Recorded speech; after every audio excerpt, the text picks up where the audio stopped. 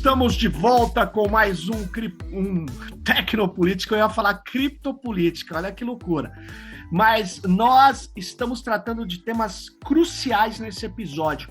A gente vai tratar de questões relativas à proteção de dados e à fragilidade do consentimento individual. Para falar sobre esse tema, eu estou aqui com o David Kuhn, que é do Calango Hacker Club, um militante já conhecido e eu vou dizer antigo da comunidade de software livre, desde a época do bom e velho FISLI, Fórum Internacional de Software Livre. David, muito obrigado por você estar aqui com a gente. O David, ele está estudando, por exemplo, a Lei Geral de Proteção de Dados, o Regulamento Europeu e outras legislações. E aí eu queria começar, David, não diretamente no tema central da nossa conversa, mas eu queria começar falando de algumas questões onde a Lei Geral de Proteção de Dados, em geral, o próprio Regulamento Europeu, eles não coíbem, ou melhor, não barram, né, ações impróprias praticadas por empresas, como várias que alegam o legítimo interesse.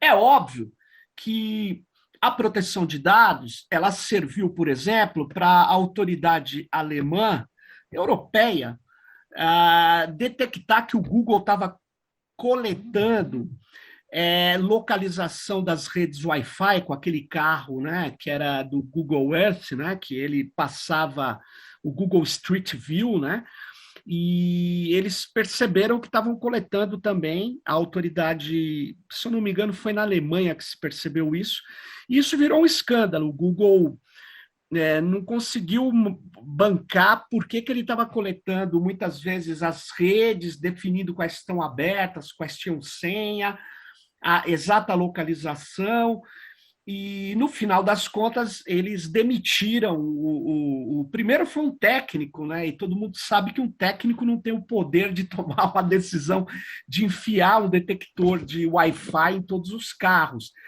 E aí depois o diretor caiu, aliás, o diretor que caiu é o que montou a empresa que é dona daquele aplicativo de jogo de realidade aumentada, o Pokémon Go. Então, essas coisas, elas não estão proibidas pelas leis de proteção de dados. Mas eu queria começar falando o que você vê dessa situação, das fragilidades que a gente tem na proteção de dados. Perfeito. Eu acho que quando a gente pensa na lei de proteção de dados, mesmo na europeia, ela não foi ruim para as grandes empresas, para as big techs. Uhum. Elas, a partir dessa lei, ficou claro para elas o que elas podem utilizar os dados. Uhum. Então, antes tinha uma situação que, dependendo do juiz, dependendo do que acontecesse, poderia, né, configurar algum abuso. Agora a regra para eles está claro que eles podem usar. E o consentimento é uma autorização sem liberdade. Então, por quê? Porque tu não tem opção de não ter o serviço. Se tu vai assinar um contrato para pegar um chip de uma operadora, tá lá um conjunto de questões que tu vai colocar, né? E tu tem que consentir. Eu fui agora mesmo numa farmácia aqui em Brasília. Na farmácia fizeram assinar um negócio de... E senão eu não recebia desconto. Não assinei. Aí não pude comprar. Então, por quê? Porque eu não conseguia tirar o compartilhamento das minhas compras com outros. Sim. O consentimento. Então, o consentimento não é uma escolha, muitas vezes. Ele é uma obrigação que a gente tem. Então, não tem liberdade nisso. E essa falta de liberdade é o que está causando os abusos que estão ocorrendo. E está cada vez pior, Sérgio. Cada vez está sem limite, né? A gente está vivendo num momento que as empresas decidiram que os equipamentos são delas, não são mais nossos. Então, ao invés de ter um carro coletando os Wi-Fi, o Google implantou a funcionalidade nos celulares que ele chama de localização apurada, localização É uma localização melhorada que tem lá. Com acurácia, deve ser. É. Não, E o que que é? Precisa. Uhum. Com a melhor precisão. Quando põe aquela melhor precisão, ele também usa as redes de Wi-Fi para te localizar. E como é que funciona isso? Eu tô aqui, tô com o meu Wi-Fi ligado. O Wi-Fi é um protocolo que está no ar, é um broadcast. Sim. Todo mundo pode pegar. Então, eu aqui, com o Wi-Fi ligado e com minha localização, com o GPS ligado, eu vejo todos os Wi-Fis da minha volta, a intensidade do sinal e mando para o Google. Para que carro? A gente é muito mais eficiente para coletar dados para eles.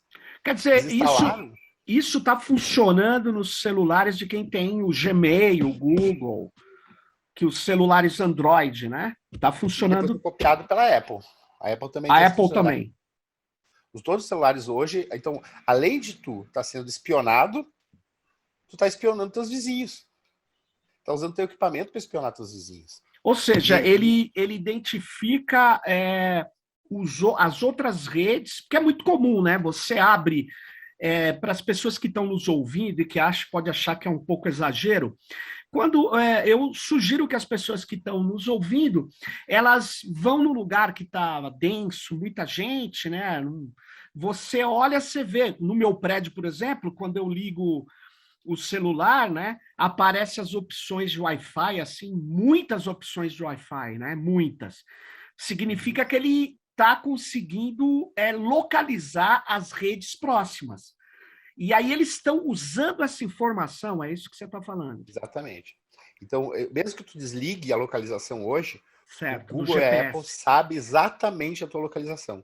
Porque ele triangula com as outras redes. Porque ela pega pela proximidade das redes de Wi-Fi que tu tá. Então, mesmo desligando, vou desligar o GPS. Não adianta, eles sabem onde é que a gente está. E essa abuso, né? Porque ele transformou o nosso celular no botnet, né? Eles instalaram uma funcionalidade que não serve pra gente, serve para eles. Aí eles vêm com o discurso. E aí vem a questão que falou da Alemanha, mas hoje eles usam o discurso que é para melhorar a localização. E melhora, né? Essa que é a questão. Melhora a localização. Mas a anterior já era suficiente. O problema é que a gente não tem opção. Não, Dave, melhora para eles, não para você. Porque para você não vai alterar em nada. Então, é curioso que ele fala, eu vou melhorar a sua experiência. E, na verdade, esse argumento é, em geral, utilizado para melhorar as possibilidades de detecção, de extração de padrões, que eles fazem para se monetizar, né? E é curioso isso. Eu estava num debate sobre a questão da desinformação com o pessoal de agências de checagem de fatos, e eu percebo que tem uma certa ilusão na questão dessas plataformas. Eles até usam o termo demonizar, não podemos demonizar as plataformas. Ninguém está demonizando, é que as plataformas têm que ter limites, né? E é curioso, né, que elas atuam como a Shoshana Zuboff já tinha nos alertado num texto antigo dela, chama The Big Order, antes desse capitalismo de vigilância. Ela dizia que ela dialogava com aquele economista que era então chefe da economia do Google, o Hal Varian, que é um grande microeconomista, mas ele trabalha essa ideia, né, de que você tem que... Eu estava lendo o livro dele aqui agora. Economia da informação, com o Shapiro, ele tem um livro muito... Os dois. E ele já falava dos anos 90, viu, David, esse livro. Ele já falava, olha, nós temos que trocar aí, permitir que as pessoas troquem a privacidade por grana. E aí eu lembrei da Shoshana não por causa disso, mas porque ela acusava o Google de atuar aonde não tem lei. Mas o que você está trazendo para a gente é que eles atuam onde tem lei e que a lei está garantindo processos de extração exagerados. É isso que você falou, né? Exatamente. Sabe que eu estou convencido, Sérgio, que nosso momento com a LGPD, a nossa privacidade ficou pior? Piorou a nossa Como situação seria de isso? privacidade? Isso é uma frase grave, hein? É forte, mas eu sei que é forte. Melhorou na questão de que os dados eram nossos, agora está na lei, mas Sim. isso já se considerava, qualquer julgamento considerava que os dados eram nossos. A gente agora tem o direito de revogar algumas coisas, de pedir a informação do que eles estão tratando, que antes não tinha. Então, esse é um aspecto positivo. Agora, tem um conjunto de problemas na LGPD que eu acho que a gente pode tratar eles aos poucos, mas eu queria voltar no assunto antes. E esse conjunto de problemas deu muitas prerrogativas para acesso aos nossos dados. Quer dizer, o consentimento é uma das possibilidades de acesso aos dados. E o consentimento, como é uma coisa tão sem opção, porque, por exemplo, eu não quero que o WhatsApp passe aqueles metadados que eles passaram a enviar. Então eu vou lá e bloqueio, né, o aplicativo. Aí eu disse, não, eu vou bloquear a localização de todos os aplicativos. Eu não consigo mais utilizar banco. Tanto o Banco do Brasil quanto a Caixa não funcionam se não tiver a localização ligada. Agora, por que eles Por precisam quê? saber minha localização? Né? Por Não, que eu eles queria precisam? entender por quê. Qual o argumento disso, David? Exatamente. Mas aí eles têm prerrogativas, né, agora desse consentimento. Então, quando eu instalei, provavelmente no termo de uso deles está com consentimento nesse sentido. Esse consentimento não é uma opção. Quando o WhatsApp mudou os termos de uso, eu decidi que eu queria sair. Conversei com minha família, dizendo, é mais difícil para minha mãe, né? Não, vou trocar, vou sair. Certo. Aí eu tentei não aceitar. Aí eu fui procurar, mas não chegou a mensagem para mim de consentimento. Aí, como é que assim não chegou? É porque eu tinha reinstalado o celular em algum momento, depois de fevereiro, e lá eu já tinha aceitado o termo. Quando você reinstalou o WhatsApp, né? Você já WhatsApp. aceitou. Exatamente. Isso, em Ele fevereiro. considera que você tem que ter dado um concordo em várias coisas ali, né? Exato. Essa questão do consentimento não é uma liberdade mais, né? Porque pessoas trabalham com WhatsApp. E aí, o mercado todo de comunicação, que a gente discute há muitos anos que precisa de pelo menos ser regulado, tem uma Anatel para regular o mercado de comunicação, e hoje, em vez de ligação ser feita pelo telefone ou mensagem ser feita por telefone, é tudo dentro do WhatsApp. E eu não tenho a regulação, né, que tem no resto da telefonia, que nem precisa mais. Né? Nem teria mais tanta necessidade. Então, essa falta de liberdade passou dos limites, na verdade. Passou dos limites. As empresas passaram dos limites. Todas as empresas que estão hoje trabalhando, procurando esse mercado que transforma a gente em mercadoria, né? Como disse, eles vendem o nosso futuro, predizem o nosso futuro melhor que nós mesmos, né? Nos conhecem melhor do que nós mesmos e alteram, né, o nosso comportamento. Essa alteração do comportamento está cada vez mais eficiente. Uhum. E nós, como produtos, né, nós somos vendidos para as empresas, para os clientes, que são as empresas que contratam serviço de publicidade, estamos agora legalmente sendo um produto sendo uma mercadoria. Perfeito. E aí, eu até vejo assim, pessoal, assim, pô, mas a gente mercadoria, a gente é produto. Eu falei, poxa, mas isso aí não é a primeira vez que acontece, né? O capitalismo começou com a escravidão, né? Começou com a escravidão e o trabalho, né? Então a gente continua sendo mercadoria, só que tem o que o Marx falava do fetiche, né? Do fetiche que a gente esconde, na verdade, a essência, né? Tem a essência escondida. A tecnologia não é neutra, né? Mas fica aquela essência atrás que não aparece e fica a aparência de que não, por que é Apple e Google? Porque eles são muito competentes.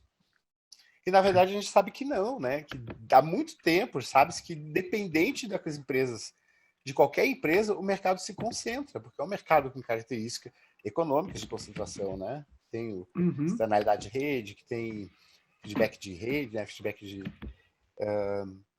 todas as características são características de mercado de concentração. Então não tem nada de sucesso nos dois. Ia ser assim de qualquer jeito. Mas eu queria voltar nessa questão do que você estava falando da LGPD, que pelo que eu entendi, você disse, olha, ela está legalizando o mercado. Bom, primeiro que ela cria um mercado de regulação, ela criou várias figuras novas que grandes empresas têm que contratar. Então, ela cria um mercado de regulação, ela amplia o trabalho dos profissionais, dos operadores de direito, porque passam a se especializar na LGPD, ela cria uma série de consultorias. Então, mas isso não ocorre só com a proteção de dados. A gente sabe que quando se regulamenta, se cria um mercado regulador, né? Também. Então, o problema não é que isso no capitalismo é difícil de resolver. E também o mercado regulador tem funções novas que são importantes para a sociedade. Né? Explicar como funciona, entender da lei, orientar empresas, instituições, pessoas, tudo bem. Mas o que você está dizendo é o seguinte, é que isso legalizou e deu segurança jurídica, que também, obviamente, senão as empresas não topariam aprovar a LGPD sem esse assentamento das regras que permite que elas operem com tranquilidade jurídica, né? Quer dizer, as turbulências vão ocorrer, mas elas têm lá o parâmetro de como operar. E o artigo 7 da LGPD, que diz que o tratamento de dados pessoais somente poderá ser realizado nas hipóteses de né, mediante o fornecimento do consentimento do titular, que somos nós, e lá no inciso 10 está dito uma coisa que eu sempre me chamou a atenção, para a proteção do crédito, inclusive quanto ao disposto na legislação pertinente. Né? Então, a proteção do crédito é o seguinte, os caras coletam dados para proteger o crédito. Né? Então, quem faz isso? As instituições financeiras. E legislação pertinente significa a chamada lei do crédito positivo. Então, eles compartilham dados entre as pessoas e está bancado na LGPD. Isso, para mim, não tem similar no regulamento europeu. Isso é uma coisa da força dos bancos no Brasil. Né?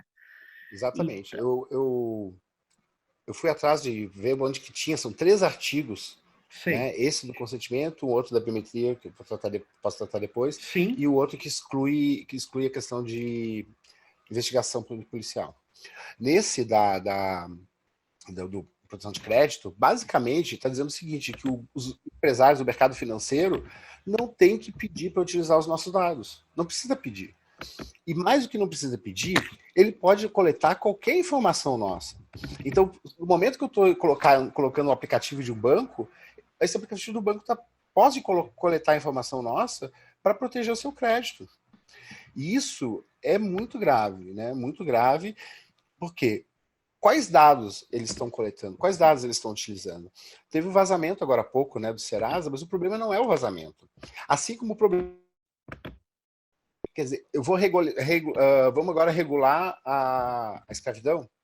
É que o mercado de venda do perfil psicológico de cada pessoa, da mente de cada pessoa, é um mercado que não deveria existir dessa maneira. O que eu quero dizer com isso é que eu não posso largar para um algoritmo analisar as pessoas e tomar decisões do que ela vai ver sem ter regras bem definidas. Não poderia ser um algoritmo de inteligência artificial, poderia ser um algoritmo que eu pudesse saber o que ele está fazendo a partir de regras, para saber como o meu dado está sendo utilizado, como meus dados vão ser utilizados. Aí tem uma discussão, a gente pode discutir. Agora, aplicar a gente, né, um bom exemplo que eu gosto muito de dar, ele está interessado em vender, quer vender para ti um conjunto de coisas. O algoritmo percebe que tu está com tendências suicidas. Então, quem está com essas tendências tende a comprar mais. Então, ele vai lá e te vende, aproveitando o impulso de venda. Então, é uma coisa completamente antiética, mas não é antiética, está correto o algoritmo. É para isso que ele fez, né, da lógica do capitalismo, né? O algoritmo é isso que muitas pessoas não entendem nesses sistemas de chamado machine learning, né? mesmo o Deep Learning, né, que você pode não entender como ele calculou valor, criou valores, criou funções nas camadas para chegar a uma conclusão. Mas ele segue uma regra de aprendizado. A regra de aprendizado foi dada por alguém para cumprir uma determinada função. Essa que é a questão. Então, na verdade, quando o engenheiro do Google fala, eu não sei por que, que o algoritmo chegou a isso, tudo bem, ele sabe, porque tinha uma finalidade. Ele não sabe como, mas ele sabe a finalidade. Ele deu a finalidade, né? Quer dizer, a empresa, e as pessoas desconsideram isso, né? Então, é muito. A legislação de proteção de dados não chega nem perto dessa questão. Ela não, não trabalha isso, mas ela legaliza alguns procedimentos, né? Sim, legaliza, porque a gente vai ter que discutir essa questão do uso dessa inteligência artificial para tomar decisões relativas a seres humanos. Isso a gente precisa discutir de maneira urgente. Sobre a questão voltando à questão do crédito, com certeza o mercado financeiro, e aí vem, eu, por exemplo, tive a oportunidade de trabalhar ou fazer ações em relação ao Marco Civil da Internet, Lei Azeredo, o poder de lobby dos bancos é gigantesco. É gigantesco. Uhum. Então, dentro dessas três artigos, que são o grande problema da LGPD, eu pesquisei várias leis. Fui tentar procurar em outras leis no mundo se eu encontrava coisa similar. Não achei. Não achei. Olha, lei Nova Zelândia, Canadá, Califórnia, México... Você diz que não tem similar à proteção de crédito que tem no Brasil, isso, né? Não tem.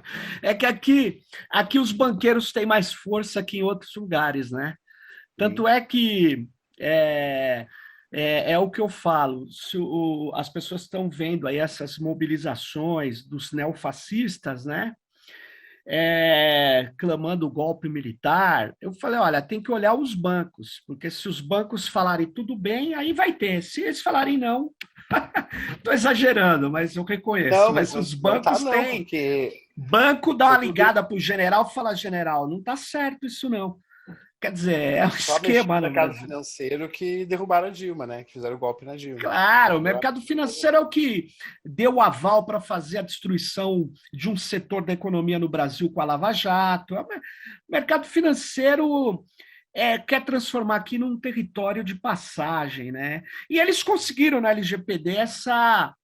Porque, pelo que eu entendi, Dave, ou você vai poder pesquisar aí no seu doutorado depois, mas ou se concordava com esse artigo ou não ia ter essa lei, né? Porque os bancos não iam deixar passar, porque eles têm maioria parlamentar ali, né? Então, quando as pessoas que queriam mesmo uma proteção de dados mais forte, mais cidadã, elas falaram, olha, eu vou ter que negociar aqui, né? E é uma negociação. Mas eu queria que... Vai piorar. Só vou dizer que piora.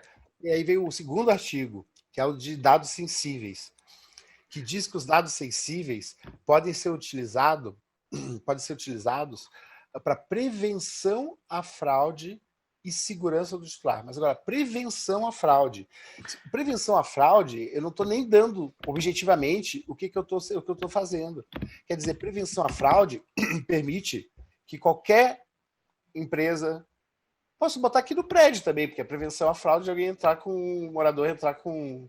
Então, eu posso pegar facial, posso pegar voz, posso pegar digital, e eu posso utilizar todos esses dados sensíveis sem consentimento. E aí tu nem sabe que está tendo esses dados utilizados, e são dados que uma biometria eu não vou trocar, né? Não é uma senha que eu troco. Mas, deixa eu te perguntar, você tá dizendo que... Você está falando do artigo 26, pelo que eu estou entendendo da lei, né? Que você tem lá um inciso, que quer ver? Artigo 11. Na hipótese de transferência dos dados, objetivar exclusivamente a prevenção de fraudes e irregularidades, ou proteger e resguardar a segurança e integridade dos dados, desde que vetado o tratamento para outras finalidades. Ou seja, é um artigo que fala que que os órgãos e entidades públicas, respeitando os princípios do artigo 6 de proteção de dados, lá que fala com aqueles princípios todos, e ele diz que tem essa possibilidade mesmo, né, de você... Mas tem o pior, no artigo 11G. Ah, é? 11.2G, que fala que o tratamento de dados pessoais sensíveis pode ocorrer nas seguintes hipóteses. E uma das hipóteses é a garantia da prevenção à fraude. Olha só. Garantia da prevenção à fraude e à segurança do titular. Ou seja, autenticação de cadastro em sistema eletrônico, resguardados os direitos mencionados no artigo 9, e exceto no caso de prevalecerem direitos e liberdades fundamentais do titular que exijam proteção de dados pessoais. Isso aqui é para garantir esse mercado de biometria, né, principalmente, né, facial e outras, né? Às vezes, biometria, por exemplo, a biometria do banco, eu tenho um consentimento que eu dou para ele para eu ter minha biometria lá nos caixas. Agora, isso faz com que ele possa pegar minha biometria sem eu saber.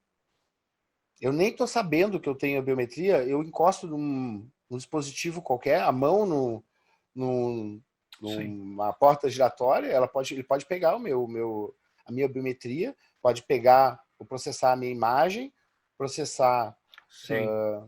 então, ele pode pegar qualquer informação porque já está pré-autorizado. Então, esse é um problema muito grave, né? Você está dizendo, então, que além daquilo que eu autorizei, sei lá, o Banco X pegou minha biometria e falou, você quer biometria? Você tem que me autorizar. Você está dizendo que não. O banco, para evitar, por causa daquele artigo 11, do jeito que está escrito, você interpreta que ele pode criar dispositivos de tratamento de dados sensíveis para garantir que não seja fraudado por você, na hipótese de você ser um fraudador. Sim, com certeza. Eles estão todo o tempo coletando essas informações biométricas nossas, né? E isso, de novo, o consentimento foi um interessante para as empresas que trabalham e nos vendem nosso perfil psicológico. Mas a quantidade de alternativas que tu tem para ser saudado é muito grande. Quer dizer, o consentimento é uma de 10. Né? Uma de 10. E aí tu fica pensando o que estão usando, o que estão fazendo com meus dados, porque com certeza eles estão trocando informação nossa todo o tempo. Sim. E aí que vem a questão. Isso nunca vem associado somente de acesso ao dado, e sim do processamento. Então eles vão fazer o processamento desses dados e tu pode ser negativado, tu pode não ter crédito por um processo de inteligência artificial. Sim. Ninguém sabe como é que chegou. Tu nem sabe como é que foi isso. E tu não tem direito em relação a isso, a fazer nenhuma coisa em relação a isso. E esses algoritmos, né, de machine learning, ele é uma reprodução da nossa sociedade, no sentido da sociedade passada, com seus preconceitos, com os seus problemas e com tudo de ruim que tem a sociedade. Então ela nunca avança, ela sempre preserva os preconceitos, preserva o que é ruim. O Sivaldo, professor da UNB, que já participou de um Tecnopolítico, ele fala isso, ele fala, olha, o preditivo dessa inteligência artificial é baseado no antigo, no passado, no tratamento do que existe, portanto é conservador. É curioso, sem dúvida alguma, porque fica parecendo que é ultra avançado, mas não, é tudo extração de padrões, modelagem estatística com alto poder computacional, né? É o que você está fazendo. Mas eu queria... Eu já vou do terceiro. Oi? Tem o terceiro. Vamos falar do terceiro? Vamos falar eu ia falar do terceiro agora. Vamos lá, vamos falar do terceiro. O terceiro, assim, ó, a lei europeia, uma das grandes questões que eles trataram foi o abuso por parte do Estado. Sim.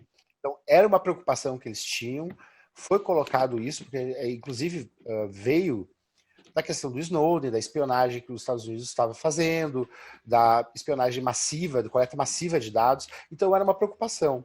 E ela tratou muito bem. O que aconteceu na lei brasileira?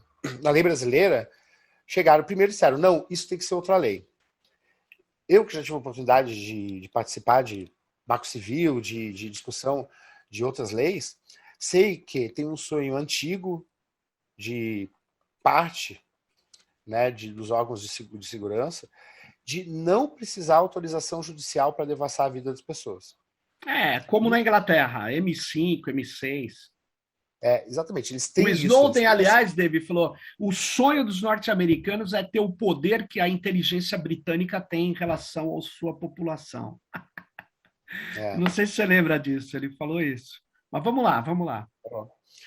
E lá durante o processo de discussão, não vamos colocar a questão de segurança pública, não vamos botar a questão de segurança pública. Mas como assim não vamos botar a questão da segurança pública, né? Então, os órgãos de segurança está dizendo que os órgãos de segurança pública, vou ler o texto direitinho. Esta lei não se aplica para tratamento de dados pessoais realizados para fins exclusivos de segurança pública, defesa nacional, segurança do Estado, ou, e aqui vem a pior de tudo, que é a atividade de investigação. Então, quer dizer, eu estou investigando a recém. E pior, repressão de infrações penais. Então, eu não preciso ter nenhuma... Se eu estou fazendo uma atividade de repressão de infração penal, eu estou fora da LGPD. Nossa, essa denúncia que você nos traz já estava na lei, né? Você está fora da LGPD. Significa que isso embasaria, David, a compra do Pegasus pela delegacia de polícia de qualquer município aí, de qualquer governo de estado, do governo federal, do general, do GSI, da briga que ele tem com o Carluxo para ver que tipo de spyware ele pode comprar, porque você matou a charada aqui.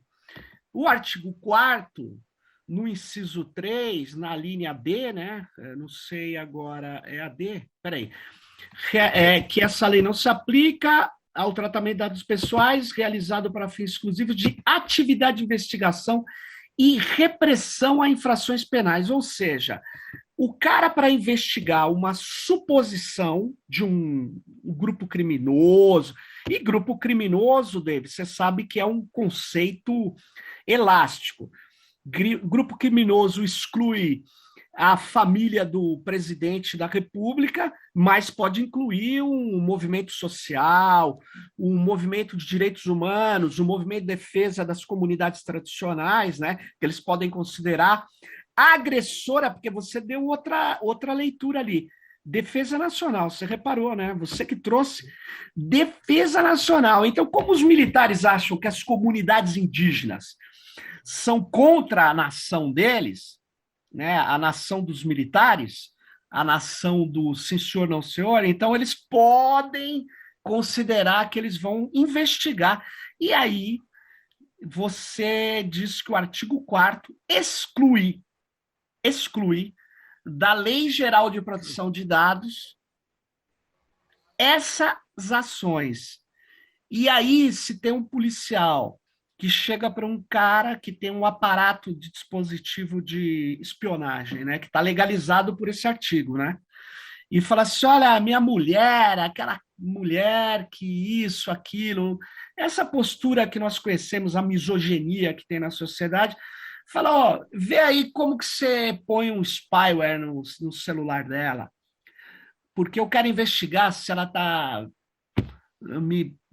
me deixando com problemas e tal. Aí o cara vai fazer aquela atividade, né? Se isso está disseminado toda a corporação policial militar, que está cheio de bolsonaristas, de caras que não respeitam a lei, que não respeitam direitos e garantias individuais. Então, ele vai ter, além da atuação legal, vai ter essa atuação do favor que o policial presta ao amigo. Essa questão é um absurdo, né, cara? Como é que isso passou, David? Explica aí. O que você acha? Eu entendo, porque o movimento ficou preso na questão daquele dúbio, né, que era um artigo dúbio que tem de autorização, que é para interesse legítimo, né? Ficou preso a esse tipo de coisa que, no fundo, não era tanto problema porque iria para um juiz decidir, e deixou passar esse tipo de coisa. Qual que era o argumento na época? Não, nós vamos fazer uma outra lei para falar sobre segurança pública. E essa lei, até hoje, não apareceu. Então, nós vamos botar isso para outra lei. E essa lei está aí. Então, essa questão da proteção de dados, e aí vem a questão.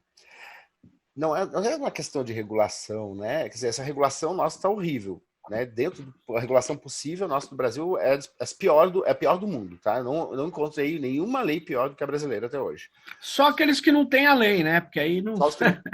Mas não sei se, de novo, eu não sei se a gente ganhou provando a lei. Eu sinceramente não sei. Eu tenho dúvidas. Porque os bancos não podiam mexer nos meus dados, porque meus dados biométricos não estavam sendo mexidos. O consentimento não garantia estabilidade para as empresas, então elas tinham mais medo de colocar as coisas. Por que o WhatsApp mudou o termo de uso de serviço agora? Né? Então, porque eles podem ir mais, porque tem segurança jurídica de pedir as coisas, que antes eles não tinham. Então, eu continuo achando que talvez as que não têm a lei estejam melhores que a gente.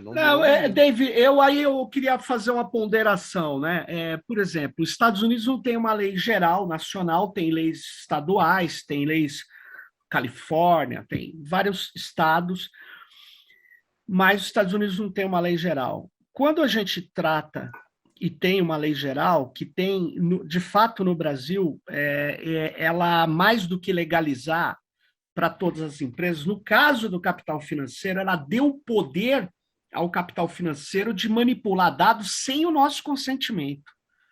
Então, no caso do capital financeiro, ela é extremamente nefasta, não tenho nenhuma dúvida.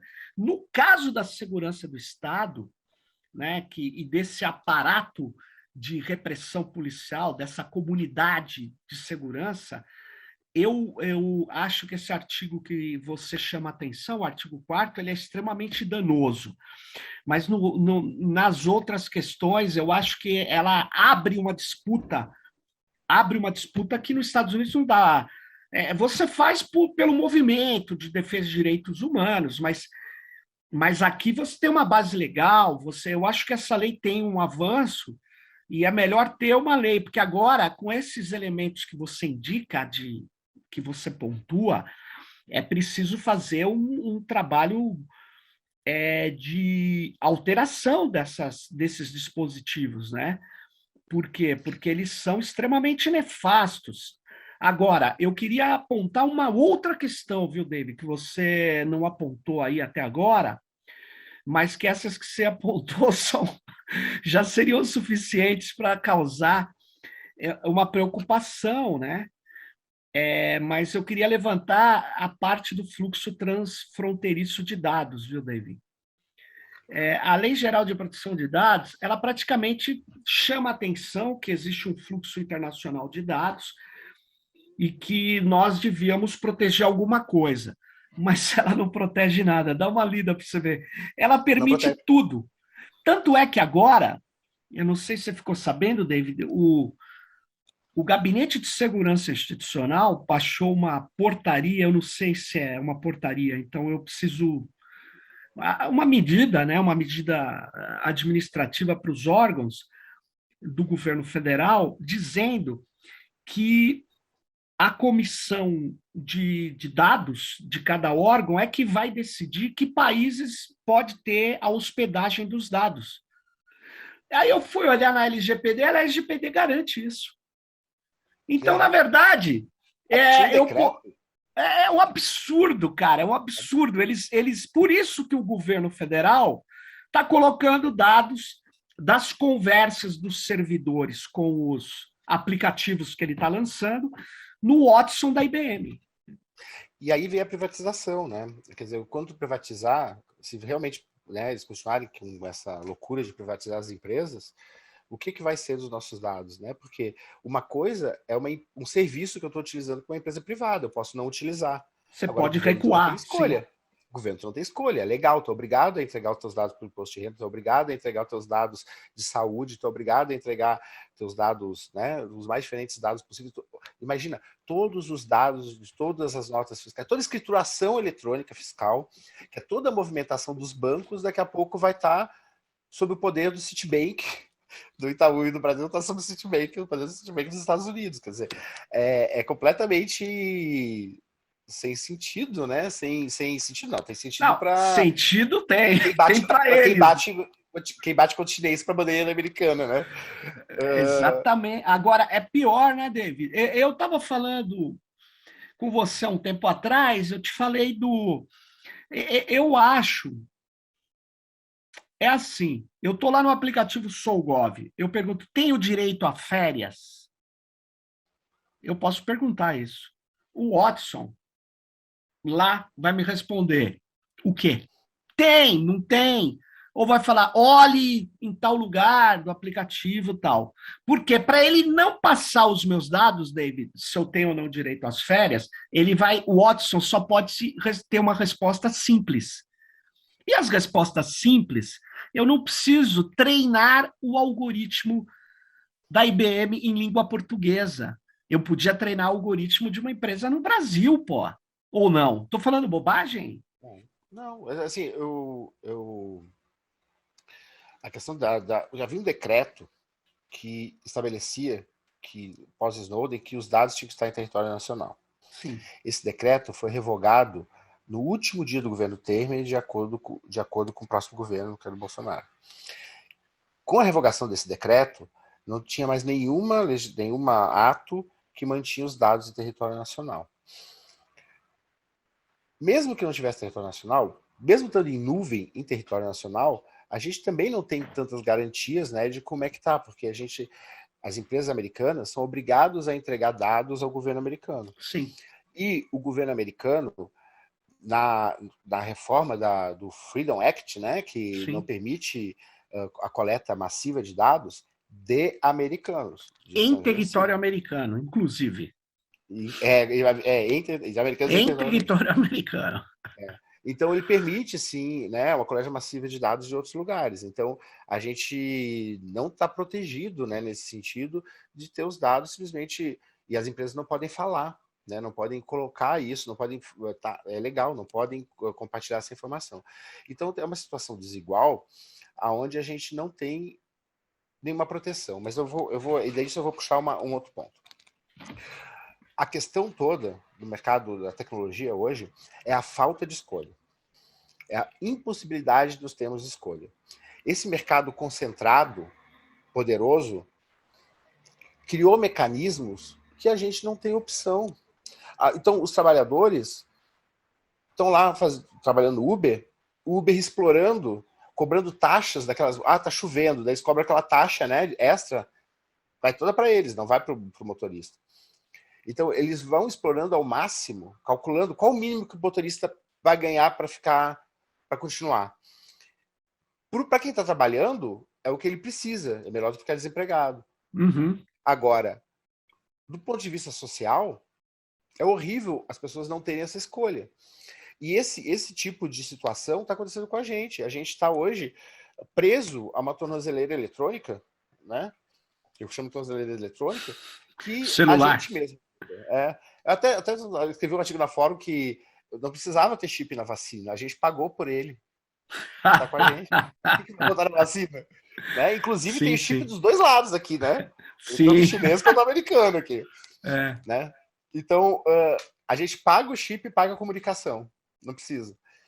E a gente não tem alternativa. Qual a alternativa que a gente tem? Nosso mercado hoje está preso em duas empresas. Eu só tenho o Android com os proprietários da Google, né? Porque o Android é livre, mas a parte proprietária da Google em cima, feito pela Google, e eu só tenho a Apple, que é totalmente proprietário, não tem alternativa. A gente está precisando... Chegou um momento que a gente vai ter que começar a discutir essa questão de alternativa, porque televisões, internet das coisas, tudo está vindo com esses softwares embarcados, com interesse de observar, espionar a gente, e as empresas muitas vezes bloqueiam a troca dos aplicativos. A gente tem que começar a fazer um movimento de direito, assim como a gente faz no computador, que a gente pode trocar o sistema, a gente tem que ter o direito de trocar o sistema de qualquer equipamento. Eu tenho o meu celular antigo, ainda de vez em quando eu uso ele tá com... Eu troquei o sistema, né? Mas eu tive que quebrar lá a proteção de boot. Só que isso deveria ser uma coisa que nós vamos ter que começar a fazer com tudo.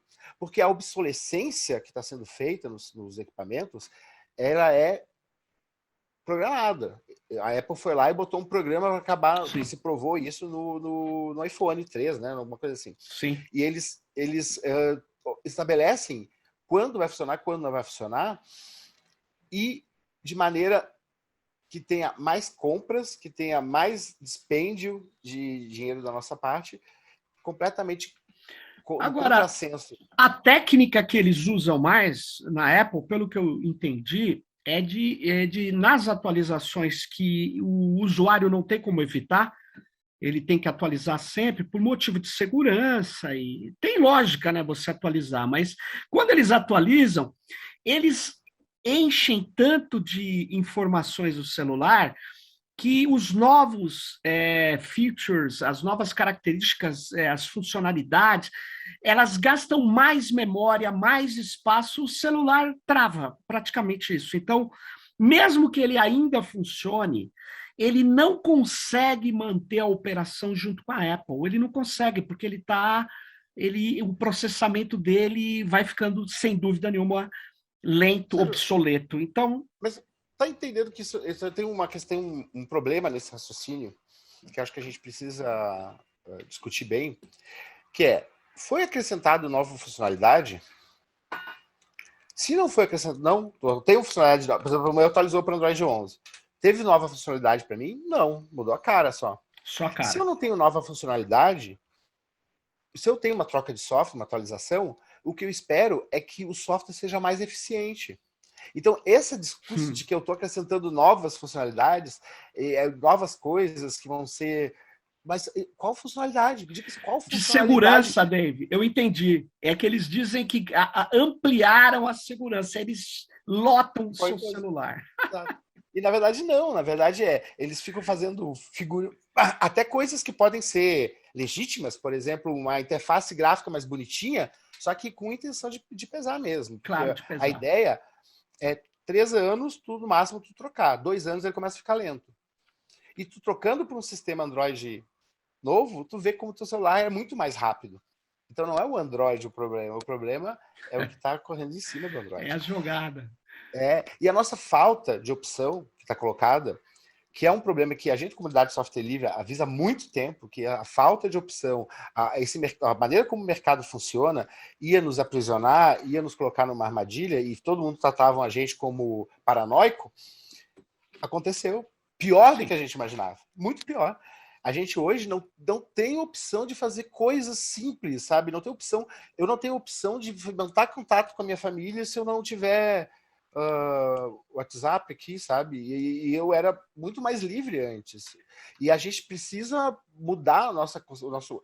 E aí vem o risco da regulação, a questão da regulação da LGPD, porque a gente precisa ter uma nova... reestruturar ou repensar ou mudar o mercado como um todo. Então, ok, vamos ter processamento dos dados, então vamos estabelecer as regras. Qual que seria a regra? Não, então vamos fazer o seguinte, como, por exemplo, o DuckDuckGo faz, que é um mecanismo de busca. Ele vai aplicar uma regra para priorizar os sites e para botar propaganda igual para todo mundo, não personalizada. Ele não está colocando... Então, conforme as palavras que tu escreve, se tu fizer pesquisa e eu fizer pesquisa, as mesmas palavras, vai chegar ao mesmo resultado. Não é assim que acontece no Google. Depende do perfil de cada um, né? No Google, ele vai no perfil de cada um e dá o resultado que ou vai fazer tu comprar, ou que quem contratou eles quer que tu veja.